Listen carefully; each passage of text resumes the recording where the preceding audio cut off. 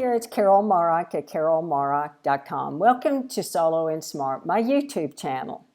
And I'm continuing with a study, the AARP study, that's comparing solos and other adults 50 plus who are duos, who have either companions in their lives like a spouse or a partner, and perhaps children and more family members.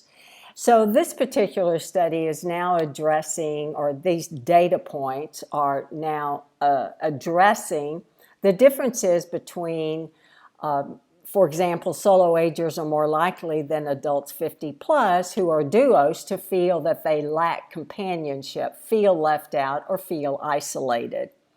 And 31% of duos feel that they lack in companionship as opposed to 51% of the solos. And 29% of the duos feel isolated from others, and 40% of solos feel isolated. And then 30% of the duos feel left out in any type of social engagement or social activities, whereas 39% of the solos feel left out. And just a few tips from me: if you are seeking companionship, just remain open. And this can mean several things. For one thing, it means looking for companionship in places other than romantic relationships. And so continue to do the same things that you're already doing, but do them with your eyes open. And, for example, pursuing hobbies and interests that you're already engaged in can be a great way to meet other people with similar interests. And this really can be, that type of activity can be a cornerstone of a great relationship. So get involved in a hobby or interest, which can be hopefully pretty easy. And sometimes we can get lost in that hobby or interest or learning a new skill, for example. But try to look around while you're participating in that activity and look around more often for people that move in the same circles that you do. So if your hobbies and interests don't get out that much, look for opportunities to make your hobbies and interests more social. So, for example, consider going to local events, conventions, and even trade shows that highlight your interests. So those are just a few tips from me if you're looking for ways to increase your companionship. The second data point in this study around feeling isolated or having more companionships is solo agers and adults 50 plus who are duos say that they use social media and text messages at similar rates to stay in touch with their loved ones throughout the day. So, for example, duos will use the telephone, probably looks like about the same amount of people, same amount of time, 70% of the time, to stay in touch with family members or friends or other people that they care about. And 79% of, I had that flipped. 70% of solo agers and 79% of duos. Text messaging, it looks like the duos use text messaging more often by 10% more.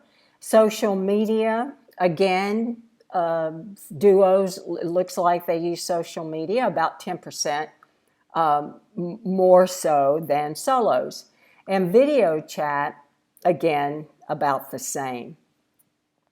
So if you are a solo ager, you might think about increasing your time on the telephone, texting your friends, and using social media and even video chat in terms of connecting with people to stay engaged with them. The next data point is while participating, solo agers and adults duos have similar participation rates. So while participation rates are similar, solo agers are less likely than duos to say they attended a faith-based organization or a service organization, such as Rotary, could be an AARP state organization or a local organization, even Kiwanis or Lions Club. Faith-based organizations, again, it looks like duos attend a faith-based organization more often than solos. And the same, it's about the same for using the gym, a neighborhood association, or a political club. Political club or organization's about the same. And a service organization, like I mentioned, Elks or Rotary, or even a book club is the same. An alumni association or a veterans group. So these are some really great resources in your local community if you feel that you have a sense of that you gravitate, to a political club or a neighborhood association. Say, for example, you really feel like an activist in your neighborhood and you want to change something, then join your neighborhood association.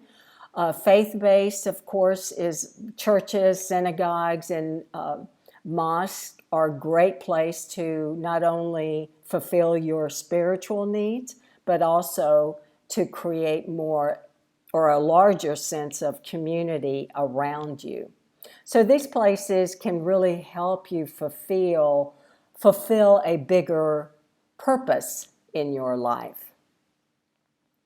And then the next, which I thought was very interesting, is among solo agers, our behavior differs by gender and by age. For example, the younger folks who are solos attend church or faith-based organizations less, and it looks like the older we get, the more attractive a church or a faith-based organization will become. And the same goes for a neighborhood association or even a service organization. Well, those are some of the latest tips that I wanted to share with you today. Please subscribe to my channel, put a comment below, ask a question.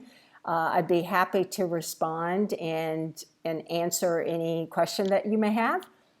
Also, please send this video to a friend and give it a thumbs up or a like. Thanks again, and circle back in the next few days.